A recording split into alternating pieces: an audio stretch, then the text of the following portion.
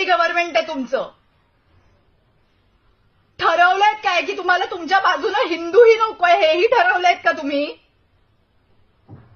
म्हणणं काय आहे तुमचं की एक परत स्वतःच्या काकांकडे जाणार आहे आणि म्हणणार आहे काका काका माझं चुकलं, मला माफ कर, मला परत घे.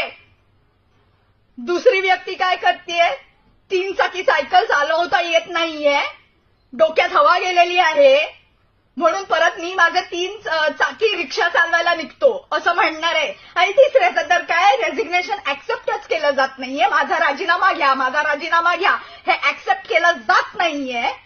म्हणून ह्या पद्धतीने तुम्ही राजीनामा सोडा, तुम्ही दरिद्रीपणा करणार आहात का? तुमचं म्हणणं काय आहे की बघा 10वीतला मुलगा जसा म्हणतो मी आता फेलच होऊन दाखवीन, तसं तुम्ही किती संख्यानं तुमची मतं तुम्ही कमी करणार आहात हे डिसाईड केलंय का? हा तुमचा गोल आहे का विधानसभेत?